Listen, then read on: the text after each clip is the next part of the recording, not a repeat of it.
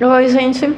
Eu vou apresentar vocês hoje o Andrigo, aqui de Santa Maria, que hoje mora na Suécia. Ele vai contar um pouco da experiência dele. A gente já estava aqui numa pré-conversa sobre as diferenças culturais, que nós também vamos abordar essas questões agora e falar sobre inovação e tecnologia, claro, né? Andrigo, bem-vindo à Redsina. Queria que tu contasse pra gente um pouquinho como é que foi, primeiro assim, a tua história, né? Quando tu se formou aqui em Santa Maria, nasceu em Santa Maria. Sim. A minha história começou em 97, eu iniciei no curso de Ciências da Computação na UFSM. Quando eu estava já para me formar, eu vi que alguns colegas estavam indo para o exterior. E eu comecei a me interessar por aquilo, sabe? Eu estava curioso, queria conhecer o que tem lá do outro lado. Aí eu me formei, trabalhei 1 ano e pouco no CPD da universidade, e nesse período eu me candidatei a um programa de estágio no exterior, através da IESEC. Essa organização me abriu muitas portas. Graças a ela eu acabei indo inicialmente para a Finlândia. Foi até engraçado, meu sonho era ir para a Austrália, para Sydney, queria pegar um solzinho, conhecer a Austrália, e no fim eu acabei indo para o frio, lá na Escandinávia. Na verdade a Finlândia não é parte da Escandinávia, vamos ser corretos aqui. Escandinávia é Suécia, Dinamarca, Noruega e Islândia, mas são os países nórdicos. A Finlândia é parte dos países nórdicos. Pois é, então, em 2002 acabei indo para a Finlândia. Comecei o meu estágio. A minha área era informática, então eu trabalhava como programador. Foi interessante essa experiência também, porque esse meu estágio não pôde terminar. Era para ter ficado 1 ano nesse estágio. E ali pelo 8º mês a empresa foi à falência. E assim o meu estágio estava para terminar. Mas esse estágio também me despertou um interesse. Eu vi, não é surpresa que a empresa foi à falência, porque era um caos a maneira como eles gerenciavam os projetos, e qualidade do software que eles desenvolviam era muito ruim, e clientes começaram a pular fora. E nisso me despertou um interesse que eu gostaria então de aprender sobre como resolver aqueles problemas. Em vez de simplesmente estar lá programando, criando software, eu gostaria então de me focar numa área diferente, que é como tu gerencia uma empresa, como tu gerencia os projetos de software de uma maneira que leve a empresa ao sucesso e não a uma falência, como eu estava tendo aquela experiência. Então, há males que vêm para bem. Então, essa experiência difícil no estágio acabou me levando a um mestrado. 3 anos depois, eu passei um período ali na Finlândia em outro trabalho para juntar, fazer uma economia para poder me sustentar durante 1 ano de mestrado sem trabalhar. E esse mestrado foi na Suécia, no sul da Suécia, numa universidade, numa cidadezinha pequena até, mas que era muito forte numa área de engenharia de software com foco em gerência, que era bem o que eu estava interessado. Isso foi em 2005, aí eu me mudei para a Suécia, fiz o mestrado, adorei o mestrado, foi uma área assim, eu me apaixonei, e aos poucos o plano depois foi, bom, agora eu terminei o mestrado, vamos colocar isso em prática. E eu comecei a trabalhar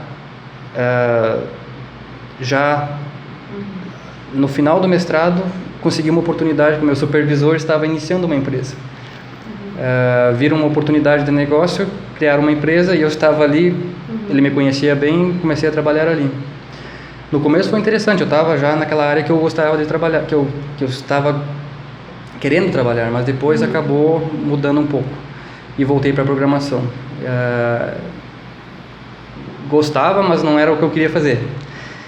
Então, aos poucos, eu fui fazendo um pula-pula. Consegui trabalho numa outra empresa, onde eu comecei a trabalhar mais na gerência de requisitos de software. E depois uma outra empresa, que é onde eu estou até hoje.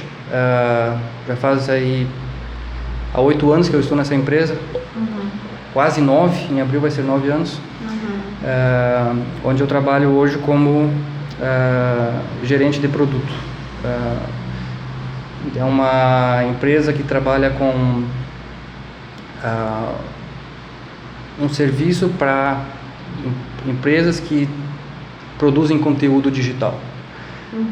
Em palavras curtas, é anti-pirataria digital. Então a gente tem clientes como, por exemplo, estúdios de Hollywood que produzem filmes.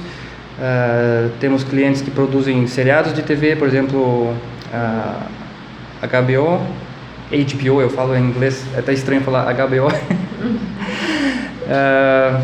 Temos empresas de software, tem a parte de software pirata também, mas o foco mesmo é pirataria de conteúdo de vídeo. Então, seriados de TV, filmes,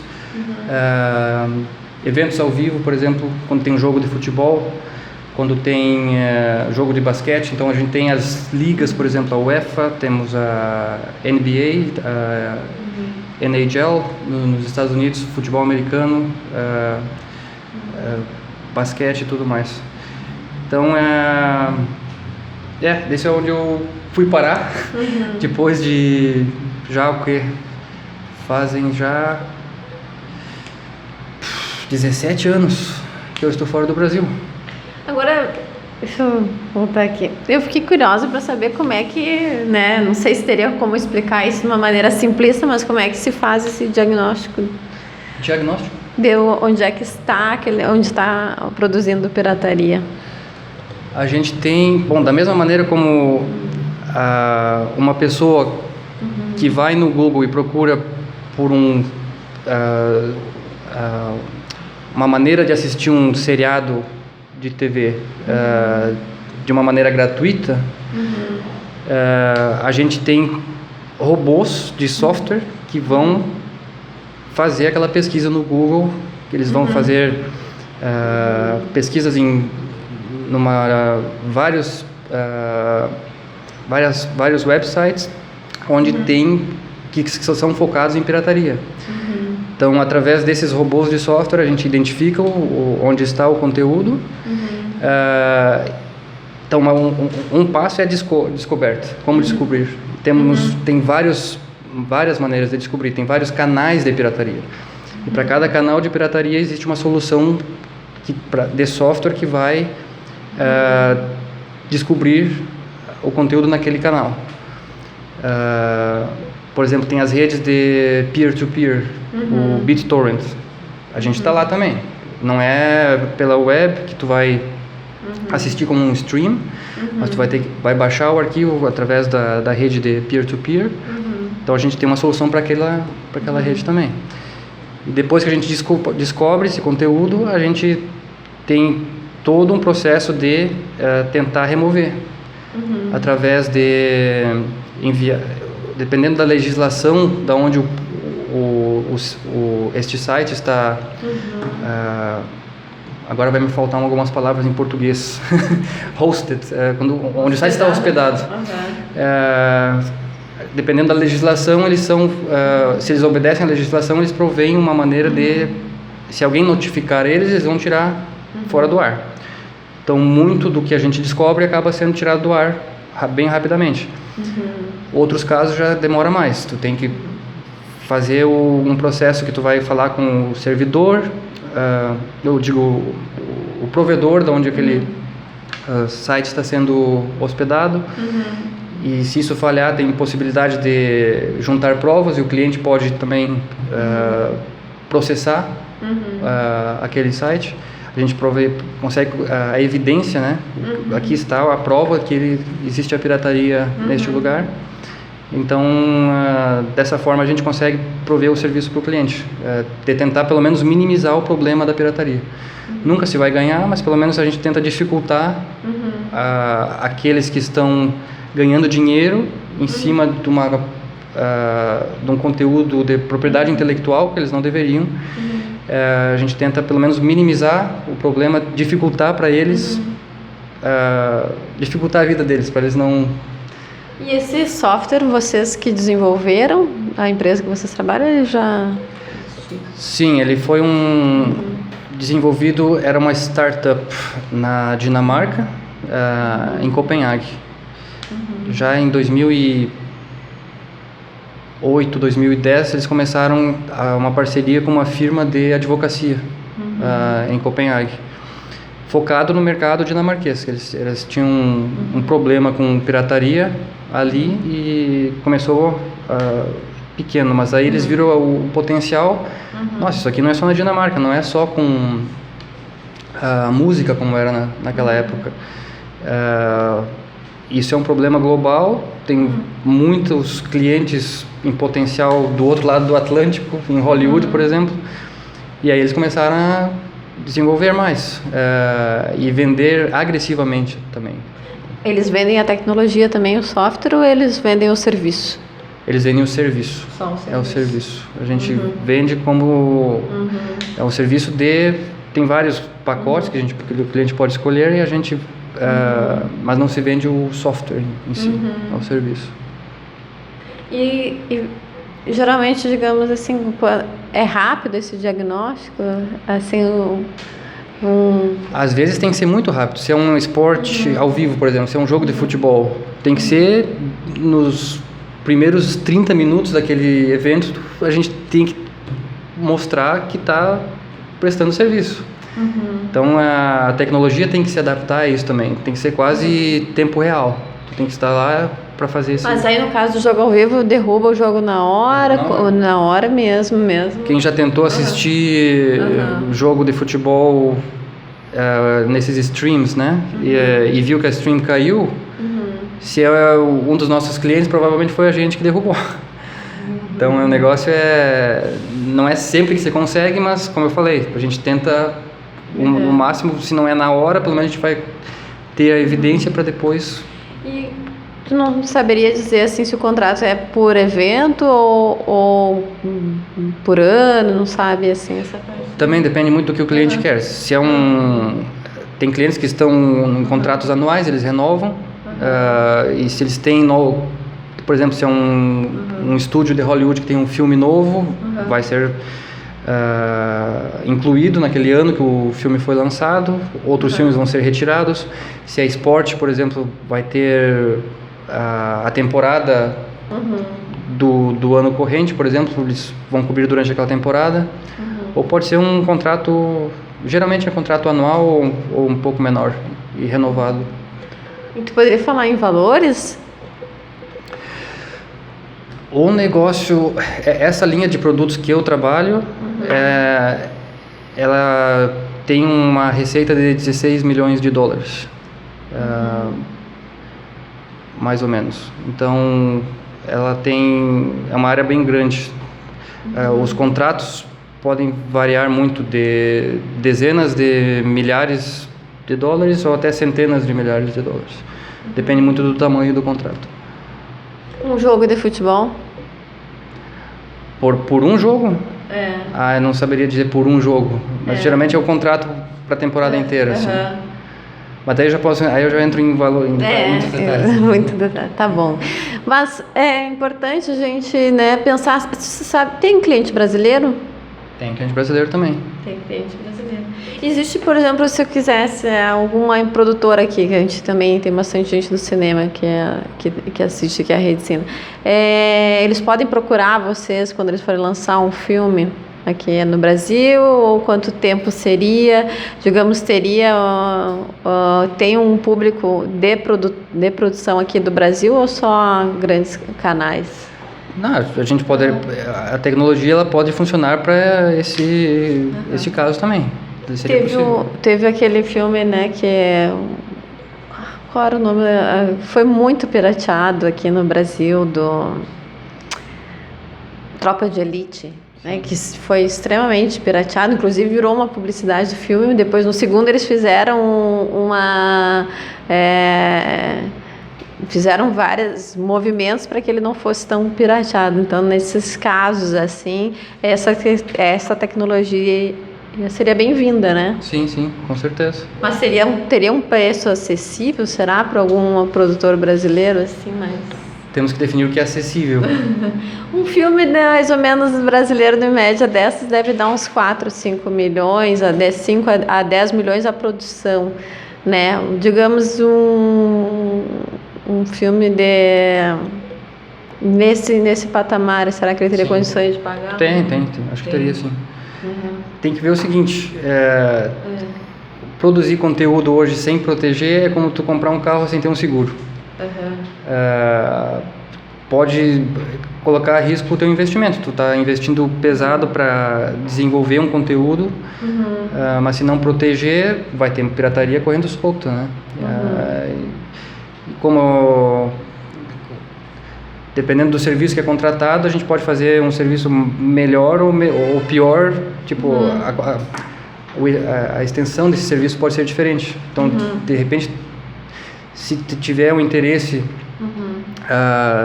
de proteger, por exemplo, em um serviço que a gente oferece, por exemplo, vamos limpar o Google de tudo que é link que tem apontando para conteúdo pirata. Esse é um dos possíveis serviços, mas não necessariamente o cliente vai precisar proteger nas redes de peer-to-peer, por exemplo. A gente pode tentar ajustar dependendo da necessidade. E agora eu queria que tu contasse um pouquinho, mudando totalmente de assunto, desses contrastes assim, culturais, sociais, que há quanto tempo tu tá, primeiramente, fora do Brasil, e como é que tem sido, assim, ir e voltar, tua família segue aqui, né, e voltar para Santa Maria, voltar para o Brasil, ver uma realidade diferente, né? É bem interessante essa experiência. Eu penso assim, parece que quanto mais tu fica, mais enraizado tu fica lá, sabe? Fica difícil de fazer uma mudança. Por exemplo, voltar para o Brasil é uma coisa assim que não descarto, mas acho muito difícil hoje em dia, por eu ter mudado tanto durante esse período. Meus valores mudaram muito. Eu tenho ainda um conjunto de valores muito forte da minha infância, que aprendi com os meus pais, com a minha educação, mas desafiei muitos deles e acabei sendo... eu sou uma pessoa completamente diferente do que eu era antes. Eu era muito fechado, muito, assim, bairrista, até dizendo, e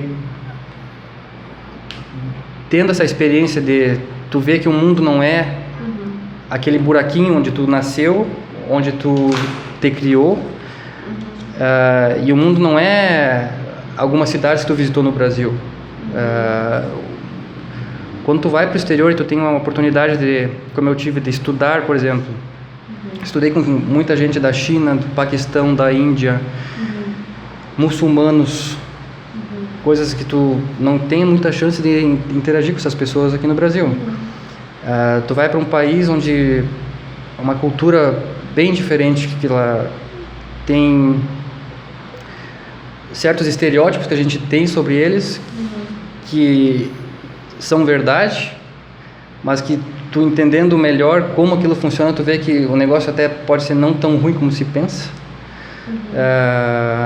Por exemplo, a frieza do povo europeu, ou especialmente o povo escandinavo.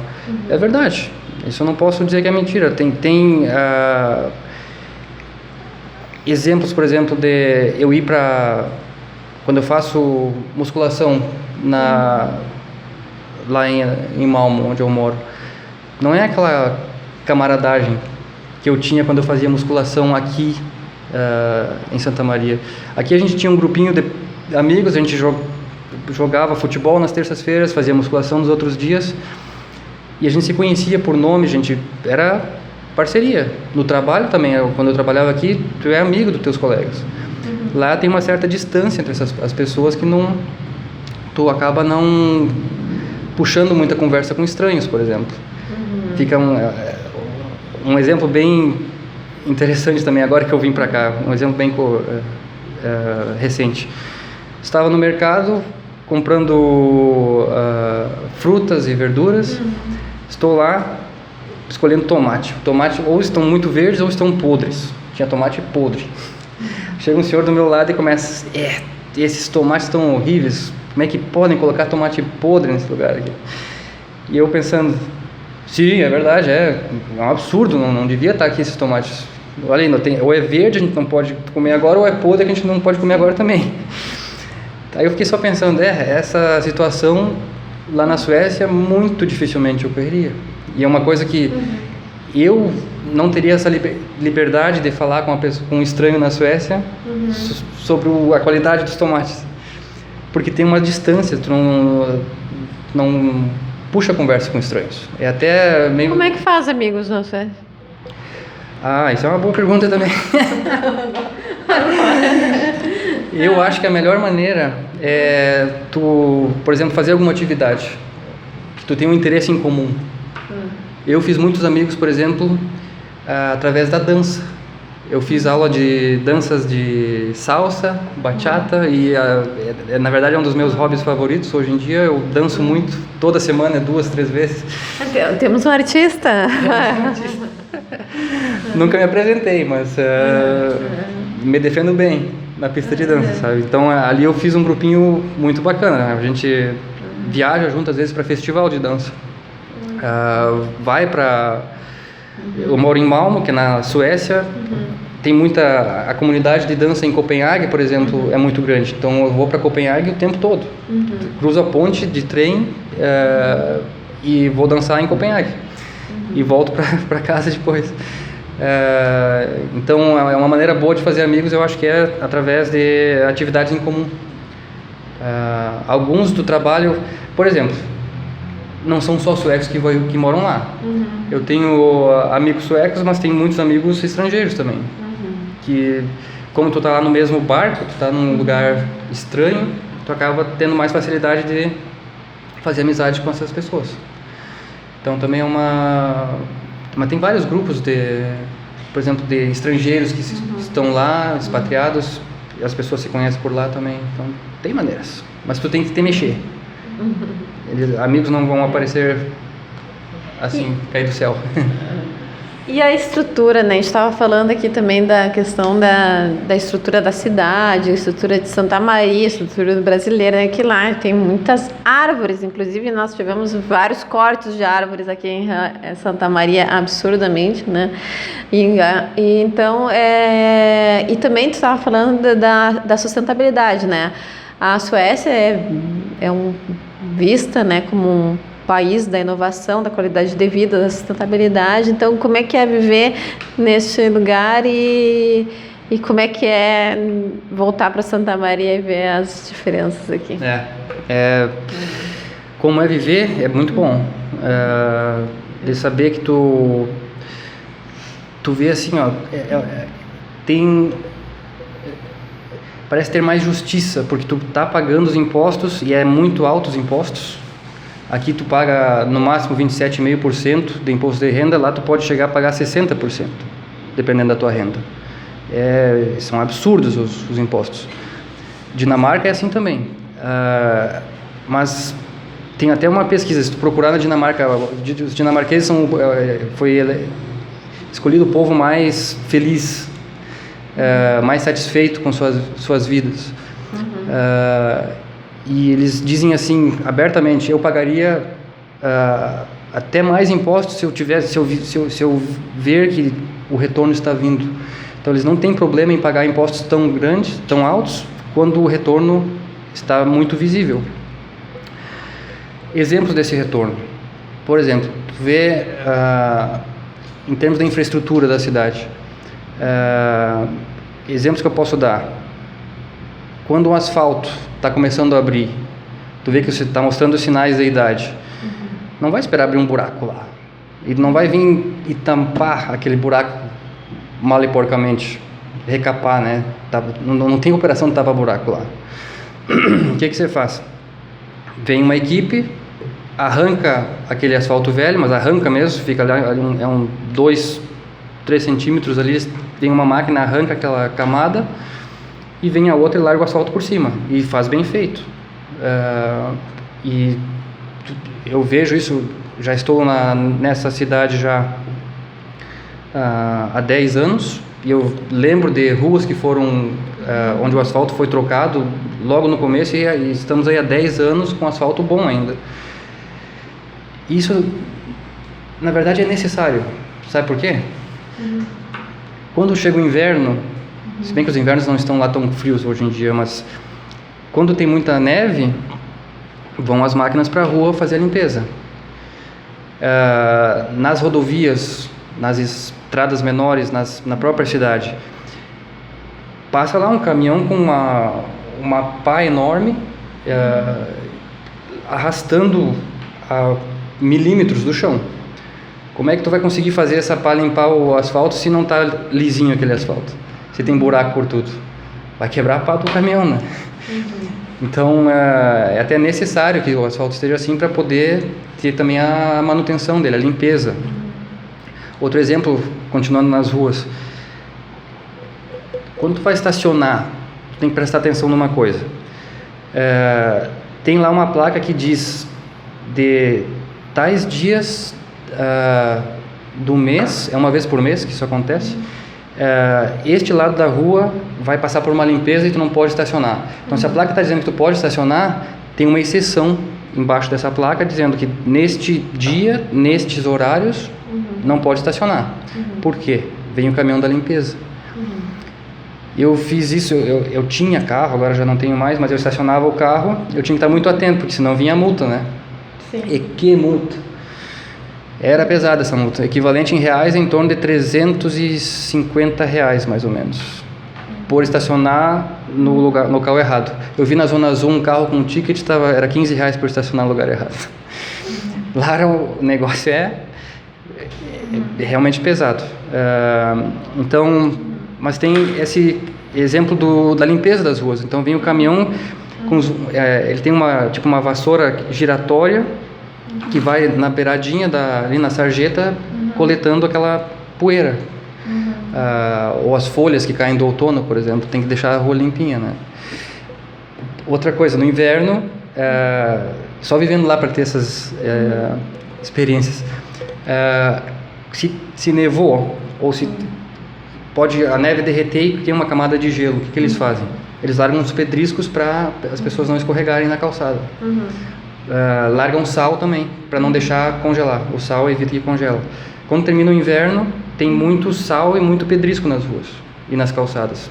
Tem que limpar aquilo ali. Se for deixar inverno após inverno, o negócio vai... Sim. E se as folhas do outono, que caem muita folha lá também, ia virar um caos. Então também tem toda essa atenção de manutenção. E em Santa Maria, como tu gostaria de ver Santa Maria?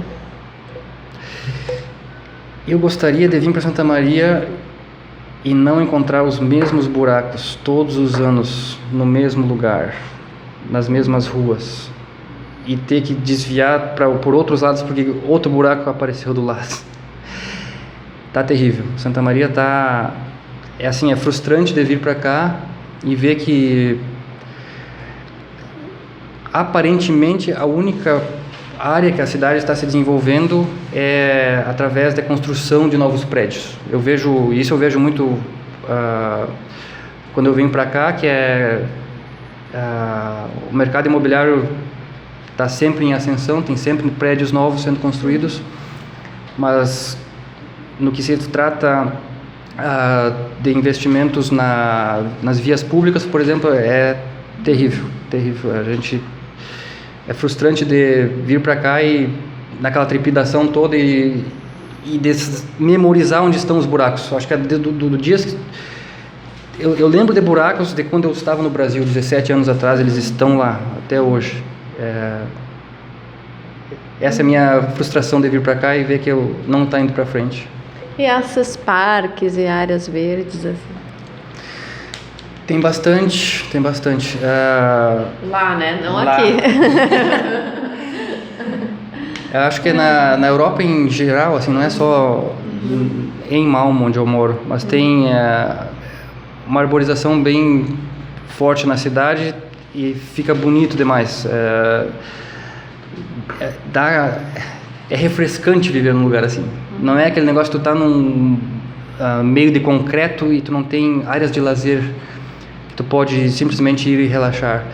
Vários parques, quando a primavera chega, parece que a vida volta ao país. Sai-se de um inverno de 6 meses, quando o sol começa a raiar, temperaturas começam a subir, as pessoas vão para os parques, ficam aproveitando o sol. Não só, e os parques são muito bem cuidados também, né? Tem área para cachorro brincar, tudo que é parque que tem sempre um cercadinho onde os donos de cachorro podem levar eles para correr, pular obstáculos e tudo mais. Tem alguma pracinha para crianças, tem academia ao ar livre, então eles investem muito nisso aí. E aqui, voltando um pouco à questão da inovação, para a gente finalizar, que já passamos aqui da meia hora já. Você falou da cultura do trabalho, que é diferente, né? Dessa questão que a gente trabalha, às vezes, muito mais aqui, lá trabalha-se menos, mas tem a qualidade dentro da inovação. E também a gente estava falando há pouco também de questões inovadoras, como a questão da sustentabilidade do lixo, né? Então, eu queria só para fechar um pouquinho mais, se tu falasse um pouco dessa... Porque a gente fala inovação também, mas inovação significa mudar uma cultura, e como é que é essa cultura nesse país que já é reconhecido pela inovação. Sim. Do trabalho. Eu acho que se fosse analisar a Suécia, é um país pequeno, tem 9, 10 milhões de pessoas. Mas existem empresas famosas que vieram de lá, né? Por exemplo, Volvo, a Ericsson, a IKEA. A IKEA não existe no Brasil ainda, mas é essa loja de imóveis gigante que existe no mundo todo. Tem, por exemplo, quem diria que Spotify é sueco? Spotify foi criado na Suécia. O Skype foi criado na Suécia. Então, é um país pequeno, mas como é que conseguem produzir inovação dessa maneira?